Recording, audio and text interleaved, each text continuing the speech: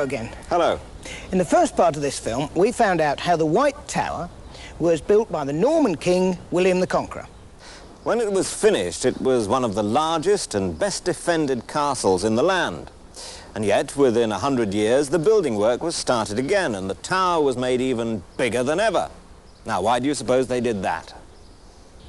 Well, one of the reasons, as I expect you will have guessed, was to do with defence. Because as time went by, weapons and methods of warfare became more and more advanced. So, if the tower was to survive an attack, it was going to have to be made stronger.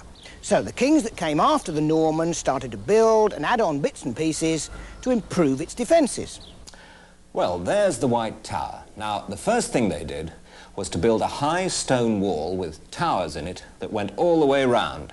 And that took in a much larger area than the Old Bailey had. And outside that, they built another stone wall, again with towers, and that went all the way round, and outside that, they dug a moat. The moat would have been very wide and very, very deep. Now, nowadays, of course, when you come to the tower, all you see is grass. It looks like a great big lawn. But 600 years ago, this would have been full of water. And it would have made it very difficult for attackers to attack the tower, because they couldn't have got close up to the wall and put a ladder up there and climbed over, and the bottom of the wall would have been deep underwater, so it would have been impossible for them to tunnel underneath and make the walls fall down.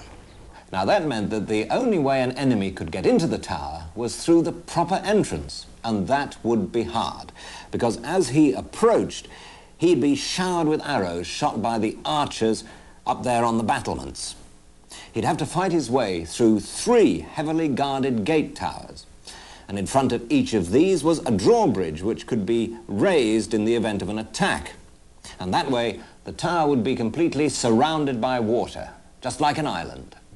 And if an enemy made a surprise attack, and they managed to get over all 3 bridges, which had been very hard because there would have been archers firing through the arrow slits at them there, right? Well, they'd still have terrible trouble getting actually inside the castle. I'll show you why. Come here. This is the final gatehouse, and it's called the Byward Tower. Let's have a look at it. Right, now look, see this groove here?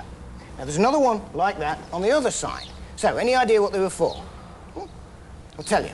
These were for a portcullis. Now, that's a great big iron gate with big spikes on the bottom, and that was kept up there. And if anybody tried to get through here, they would lower it really, really quickly. So, if you ever go to a castle and you see grooves like this on the sides of the doors, it means there was once a portcullis there. This is the room above the gate, and down there is the portcullis. This is how it works. It's pulled up and down by huge ropes attached to these great winches, and it's very heavy indeed. And if you wanted to let it down in a hurry, then all you had to do would be to let it go, which would be deadly for anyone unlucky enough to be underneath it. Now, there's something else you can look for at the Byward Tower, and it's something you could very easily miss if you don't look up. What do you see? That's right, 3 small holes. Now, have you any idea why they were put there? Huh? What are they for? Have a think about it. Come back to it in a minute. Back to the attack. Suppose the enemy had managed, in spite of all the arrows flying in their direction, to cross the 3 bridges and get through the arch before the portcullis came down. Suppose it got stuck, for instance. Well, would they now be able to capture the castle? No, because behind the portcullis there are these enormous doors. They're made of solid oak and they're reinforced with bars of iron. And even if the enemy had a huge battering ram, they probably wouldn't be able to get through here.